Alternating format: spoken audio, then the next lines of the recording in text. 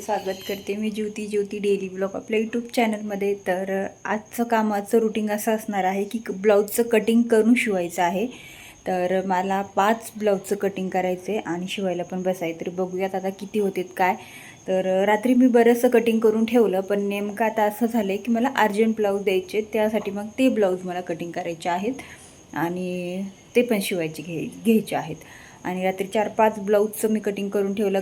काल परवा दिवशी कटिंग केलेली होती, त्यातले काल 4च शिवून झाले होते, ते तुम्ही व्हिडिओमध्ये बघितले असतील।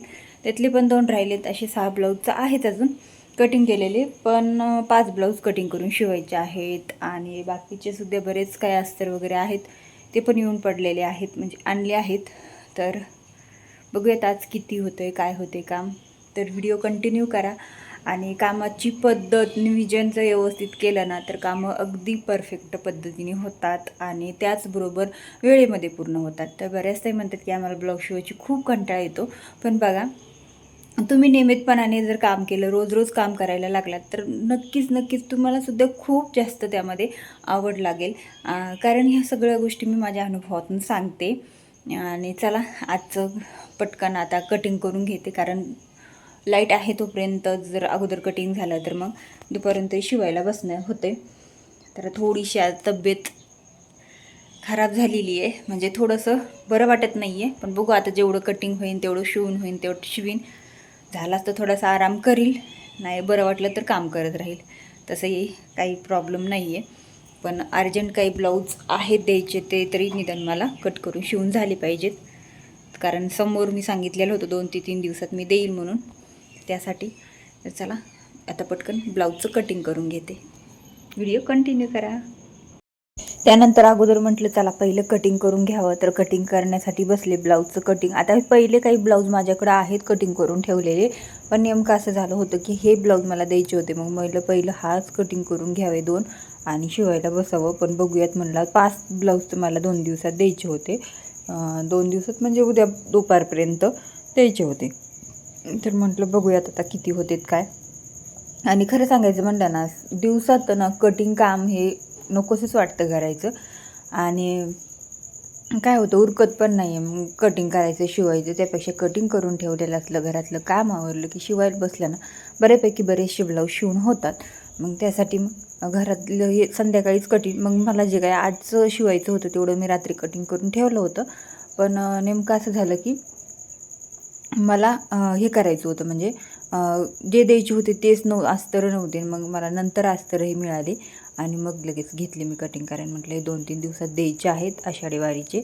तर इतकं बाहेर वारं सुटलं होतं ना, तर आतमध्ये इतकं वारं येत होतं आणि हे सुळसुळीत कपडा असल्यामुळं साडीचा म्हणजे ब्लाऊज पीसचा इतकं उडत होता।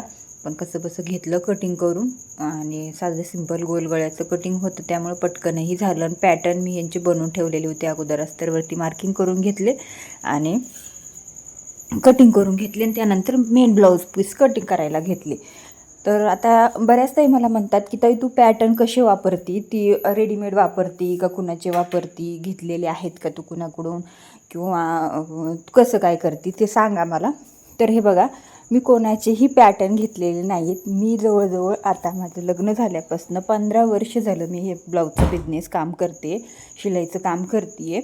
आणि लग्नाच्या अगोदरसुद्धा मी 3 ते 4 वर्ष माहेरीसुद्धा केलेलं आहे, आणि लग्न झाल्यावरसुद्धा मी बरेच वर्ष काम केलेलं आहे। म्हणजे इतके वर्ष झालं माझ्याकडं अनुभव आहे, त्यामुळं मी कुणाचे पेपर पॅटर्न वगैरे वापरत नाही। मी माझ्या स्वतःचेच कस्टमरचे मी माझ्या स्वतःच्या हाताने मापं काढून ठेवलेले आहेत, जे रेग्युलर कस्टमर माझ्याकडे येतात। म्हणजे कसं त्यांचे मापं व्यवस्थित काढून ठेवलेले असले की ठेवणं, मार्किंग करणं आणि कटिंग करणं हे लवकर होतं आणि सोपं पण जातं, आपल्याला थोडासा वेळही वाचतो त्यामध्ये। त्यामुळं मी कोणाचीच आत्तापर्यंत वापरलेले नाहीत। मी यूट्यूबवर बऱ्याच व्हिडिओ बघते की पेपर पॅटर्न सेल वगैरे करतात, तर आणि मलासुद्धा बऱ्याच कमेंट येत आहेत एवढ्यामध्ये की ताई पेपर पॅटर्न देते का, आम्हाला लागतेच नाही का, तुझे पेपर पॅटर्नची प्राईस काय आहे असं सांग। पण बघा, मी अजून तरी पेपर पॅटर्न सेल करायला सुरुवात केलेली नाही, मी ज्यावेळेस लग्न झालं तर त्यावेळेस 5-6 मुलींचे क्लास घेतले होते. फक्त मी त्यांनाच पेपर पॅटर्न दिलेले होते. त्याच्यावर मी कोणालाच पेपर पॅटर्न वगैरे दिलेले नाहीत. कारण इतकं काम असतं ना की वेळच मिळत नाही आहे. आणि ब्लाऊजचा बिझनेस तुम्ही बघू शकता, कंटिन्यू ब्लाऊज शिवायला असतात. रोजचे 10 जरी ब्लाऊज काढले ना तरीसुद्धा ब्लाऊज माझ्याकडचे कमी होत नाहीत. पण घरातले काम, मुलं हे सगळे असल्यामुळं मी लईतले 5 ते 6 ब्लाऊज दिवसभरामध्ये शिवते. कारण दुपारपर्यंत मला घरातलं काम आवरण्यात जातं. मुलांचे डबे, घरातले आपले कपडे धुणं, स्वयंपाक, हे सगळ्या गोष्टी मी स्वतःच करते. कुठलीही बाई नाही आहे माझ्याकडं कामाला किंवा मला हेल्प करायला. माझे घरचे सासू, आई कुणीच नाही आहे. मी माझी स्वतःचेच कामं सगळी स्वतःच करते. हे मी तुम्हाला व्हिडिओमध्ये दाखवते सुद्धा. फक्त कसं की डेली रुटीनचं काय, तर घरातली काही स्वयंपाक करणं किंवा काही इतर कामं करणं हे तुम्हाला मी दाखवत नाही. कारण फक्त आपल्या बिझनेसविषयी मी थोडं जास्त दाखवते. त्यामुळे तुम्हाला वाटतं की मी हेच काम करते, घरातलं करत नाही, असंही वाटू शकतं. पण एकदा सांगते की मी माझं सगळे कामं स्वतःच करते. आणि ब्लाऊजचे सुद्धा मी स्वतःचेच कामं स्वतः करते. की असं नाही की कटिंग करून देते, दुसऱ्यांकडून शिवून घेते किंवा काय हुक लावणं, बटन लावणं. हां, कधीतरी खूप जास्त लोड असल्यावर फक्त बटन, काजे किंवा हुक लावण्यासाठी बाहेर देते मी. पण ब्लाऊजचं कटिंग आणि स्टिचिंग मी माझ्या स्वतःच्या हाताने सगळं काही करत असते. त्यामुळे कस्टमरचा विश्वास, प्रेम आणि आदर हे माझ्यावरती एवढं आलं आहे. आता 2 ब्लाऊज कट केले. आता लगेच शिवायला बसते. कारण ब्लाऊज जर कट करीत बसले तर मग खूप वेळ जाईल आणि मग शिवायला वेळ नाही मिळायचा. कारण मला घरातली पिठं संपलेली आहेत. तर मला दळणं पण करायची दुपारून. आणि हे 2 ब्लाऊज स्टिच करते आणि बाकीचे काही काम आहेत ते पण करायचे. रात्री बटन लावायला घेतले होते काही ब्लाऊजला. तर ते काय झालं की मी 3 ब्लाऊजचे बटन लावले, 5 ब्लाऊज तसेच ठेवून दिले. कारण खूप कंटाळा आला होता. तर असो, आता तेवढं कंप्लीट करून घेते म्हणजे पुढच्या कामाला लवकर लागता येईल. तर म्हटलं चला आता कटिंग तरी करून शिवायला बसावं. पण आता काय झालं, नेमकं मी 2 ब्लाऊज कट केलेले होते. त्यातले मला दोन्हीही कलर नाही मिळाले. असं झालं. म्हणजे होते थोडे अगदी थोडे होते. मग म्हटलं शिवायला बसले तर दोराही कमी पडेल आणि तो ब्लाऊज अर्धाच राहील. मग दोरा आणण्यासाठी जायचं होतं. पण आता नेमकं असं झालं होतं की दोरा आणायला दुकानही बंद झालं होतं. दुकान आमच्या इथं सकाळ ते दुपारपर्यंत चालू असतं, थेट संध्याकाळी उघडतं. तर म्हटलं आता काय करावं. म्हटलं जाऊ दे आता, जे काय अजून ह्याच्यासोबतचे 3 ब्लाऊज द्यायचे होते ना, म्हणजे 5 ब्लाऊज मला द्यायचे होते अर्जंट. तर मग त्यासाठी म्हटलं ते कटिंग करायला घ्यावं. पण बघावं आधी दोरे किती मॅचिंग होत आहेत किती नाही. पण एवढे होत नव्हते. मग मी ना अगदी थोडं कॉन्ट्रास्ट जर दिसत असेल तर मी दोरा नाही लावत. जे आहे ते आहे. कारण चांगल्या क्वालिटीचे दोरे तर आता एका ताईंनी मला 2-3 दिवसाखाली एक कमेंट केली होती की ताई तुम्ही दोरा कोणत्या क्वालिटीचा वापरता. तर मी लक्ष्मी थ्रेडचा दोरा वापरते, धनश्रीचा वापरते किंवा आपला ह्याचा रंजना हे रेड सून पण खूप छान आहेत क्वालिटी. आणि ते दोरा पण अजिबात कुचका वगैरे नसतो, तर ते सुद्धा खूप छान आहे. असे 4-5 क्वालिटी चांगल्या आहेत. तर तेच मी दोरा वापरते. आणि त्यासाठी मग बरेचसे असे बॉक्स मी आणून पण ठेवलेले आहेत. आधीमध्ये जे कलर संपले जातात ते पण आणून ठेवते मी. पण कधीतरी असं होतं की नाही, आपल्या जे आपल्या दोऱ्याचं कलेक्शन असतं आपल्याकडं त्यामध्ये थोडं का होईना एखादं मिस असतं किंवा त्यामध्ये नसतं, मग बाहेरून आणावं लागतं, असं होतं. मग ते तसंच ठेवून दिलं. आणि मग ते बाकीचे 3 ब्लाऊज पण राहिलेले होते ना कटिंग करायचे, ते सुद्धा कटिंग करायला घेतले. अगोदर तर सगळे व्यवस्थित मार्किंग करून पॅटर्नचं कटिंग करून घेतलं. आणि मग साधे ब्लाऊज होते. हे असा एक काळपट ग्रे होता फरशीचा, त्याचा कलर सेम झाला होता. त्यामुळे तुम्हाला व्यवस्थित ते दिसून येत नाही. आणि त्यानंतर सोनू पण घरी आलेली होती. मी आता किचनमध्ये आणि सोनू घरी आली आहे. सोनू इकडे ये. सोनू आज शाळेतून आली आहे कारण सोनूचा टायमिंग बदलला आहे. आणि इकडं माझा मस्त असा पंची डोसा बनवायचं काम चाललं आहे. आणि पंची डोसा बनवताना ना मी याच्यामध्ये मस्त असा थोडासा, सॉरी जास्तच पडला, असा सांबर मसाला टाकायचा बघा. खूप मस्त लागतो सांबर मसाला टाकायचा. आणि पंची डोसा मस्त असा भाजून घ्यायचा बघा. खरपूस होईपर्यंत दोन्ही साईडनी मस्त असा भाजून घ्यायचा आणि खाऊन घ्यायचा. तर मी इथं एक जरा मोठाच बनवला आहे. पंचीचाही पण थोडा मोठा आहे. आणि आणि जेवण करायचं, शिवायला बसायचं आहे. पण सोनूला डोसा आवडला आहे का बघा. सोनू चल खूप भारी टेस्टी. बाय. म्हणून घेते पटापट.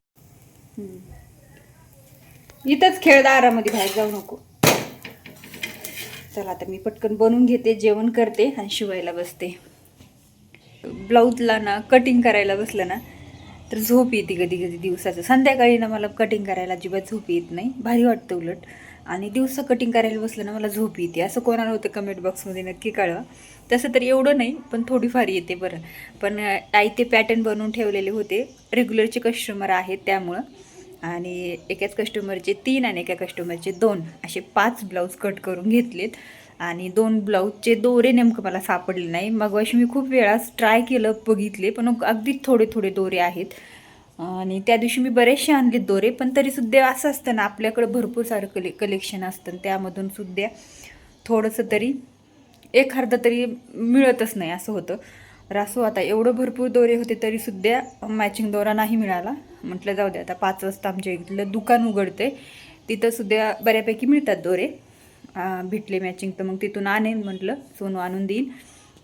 तोपर्यंत मी हे 3 आत्ता मागून कट केलेले हे 3 ब्लाऊज आहेत ना, तर घेते आता शिवायला. कारण हे सुद्धा मला अर्जंट द्यायचे आहेत. कारण हे 3 आणि हे असे 5 ब्लाऊज वारीला जाणाऱ्या कस्टमरचे आहेत.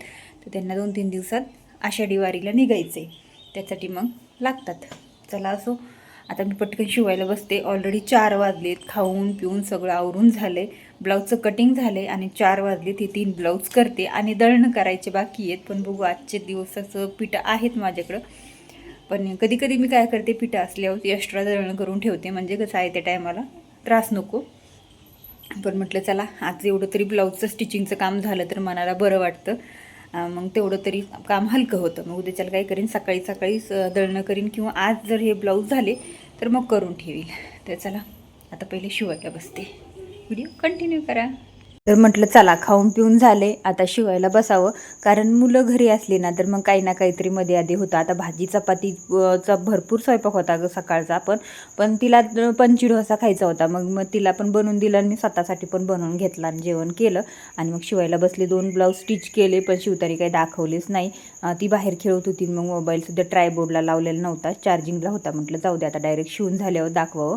तर हे शिवून घेतले पूर्ण आणि मग तुम्हाला दाखवते. बघा, मोठ्या मापाचा ब्लाऊज आहे 42 साईजचा. आणि मोठे 2 तर हे शिवले, पण 2 बाकी, 1 बाकी होता. तर म्हटलं जाऊ दे, आता हे नंतर उद्याच घ्यावं सकाळून शिवायला.